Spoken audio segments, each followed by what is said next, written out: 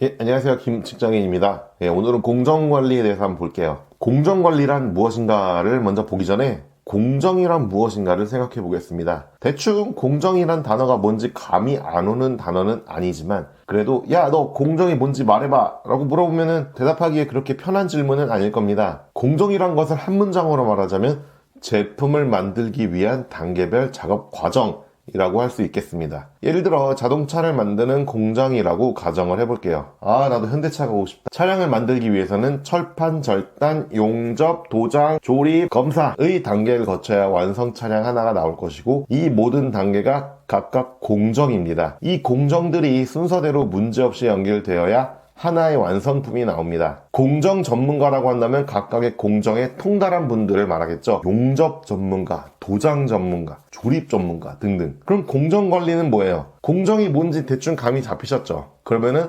아마 취업 모집 요강을 보시다 보면 공정 전문가를 뽑기보다는 공정관리라는 직무를 많이 볼 수 있을 겁니다. 공정관리는 이 수많은 공정들의 흐름이 계획대로 시간 안에 품질 좋게 진행되도록 조정하고 관리하는 일을 말합니다. 즉 제품이 어떤 길을 어떻게 얼마나 효율적으로 지나가느냐를 관리하는 것입니다. 비유하자면 공정관리는 물류센터에서 배송 경로를 최적화하는 일과 비슷합니다. 시간을 줄이고 낭비를 없애고 사고를 예방하는 일이죠. 어떻게 보면 생산관리와 비슷한 면이 있기도 하지만 실제 공정에 대해 하나하나 더 잘 알고 있어야 된다는 면에서 조금 더 제조에 한 걸음 다가간 생산관리라고 봐도 될 것 같습니다. 그러면 왜 이렇게 공정을 관리를 해줘야 되나? 첫 번째, 납기 준수입니다. 각 공정이 계획대로 돌아가지 않으면 전체 일정이 밀려서 납기를 지키기 어려워져요. 한 공정에서 1분씩 밀리면 내가 계획한 전체 공정의 일정에서 적어도 몇 시간, 많게는 며칠까지도 일정이 밀리는 경우가 발생합니다. 두 번째, 원가 절감입니다. 돈 이야기를 안 할 수가 없겠죠. 공정에서 시간을 더 잡아먹는다거나 바틀렉으로 인한 불필요한 대기 시간, 이 공정 병목을 줄이면 인건비와 운영비가 줄어들겠죠. 인건비와 운영비가 줄어들면 원가가 줄어들어서 수익 개선에 도움이 되는 거고요. 세 번째, 품질 유지입니다. 공정별 품질을 잘 관리하면 최종 불량률이 낮아지겠죠. 불량률이 낮아지면 역시 고객 신뢰도가 올라가고 납기를 잘 맞출 수 있게 됩니다. 원재료의 투입이 줄어들어서 역시 수익 개선에 많은 도움이 되겠죠. 네 번째, 설비 활용의 극대화입니다. 설비가 놀지 않도록 계획을 잘 세워야 생산성이 올라가겠죠.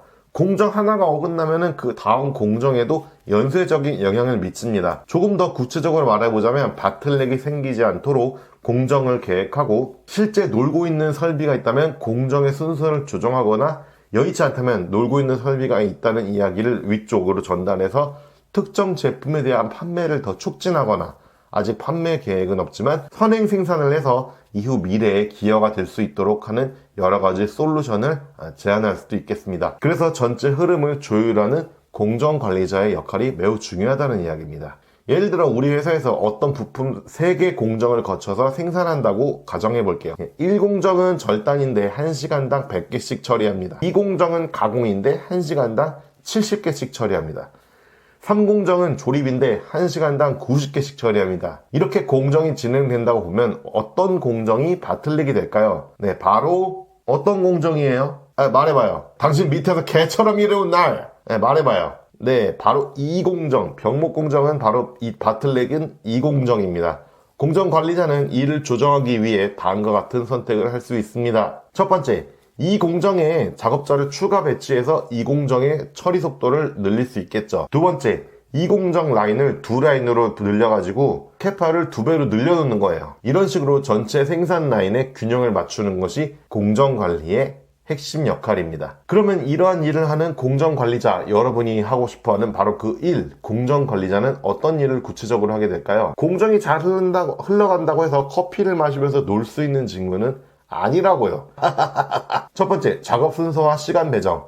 공정이 최적의 상태로 흘러가도록 배치해놓고 어영부영 좀 쉬고 싶겠지만 아쉽게도 생산 계획을 내려주는 영업과 생산관리는 그렇게 호락호락한 부서는 아닙니다. 영업과 생산관리에서는 주기적으로 이 공정관리를 괴롭히기 위해 일마다, 주마다, 월마다 수시로 비일괄적으로 변경되는 생산 물량을 내려줄 거예요. 즉 다음 달 1일에 생산할 물량을 보고 작업 순서와 시간 배정을 오늘 만들어 두었는데 내일 다른 물량이 내려와서 다음 달 1일의 작업 순서와 시간 배정을 고쳐야 하는 겁니다. 다음 달 한 달분만 계속 수정하면 또 할만할 수도 있겠는데 6개월치를 수정한다거나 1년치를 수정한다거나 이걸 매일 한다고 생각하면은 병목 공정 파악하고 개선하는 일입니다. 회사에서 일을 하다 보면 나에게 주어진 일만 해서는 쫓겨나기 십상입니다. 주어진 업무를 하면서 틈틈이 나의 업무를 개선하기 위한 일을 계속 남들 모르게 해줘야 돼요. 내가 담당한 공정에서 바틀렉이 발생한다면 그것을 개선하기 위해서 아이템을 발굴하고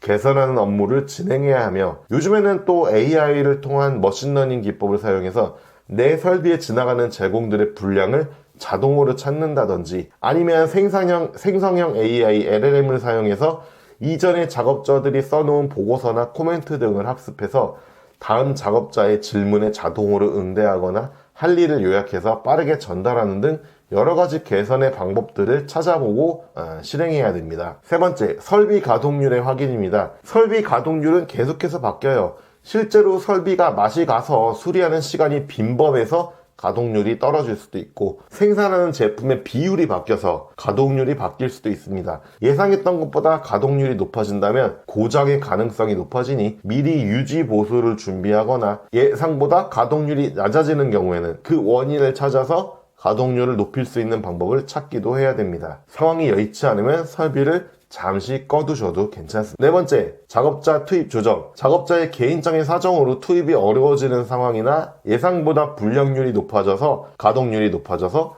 고장이 많이 나서 작업자의 투입이 더 필요한 경우가 빈번하게 발생할 수 있습니다. 이런 경우 백업을 대기하는 작업자에게 투입을 요청한다거나 수당을 더 주면서 잔업을 독려하는 등 여러 가지 방법으로 물량을 맞출 수 있도록 해야 됩니다. 생각보다 감정 노동이 많은 직무가 바로 공정관리입니다.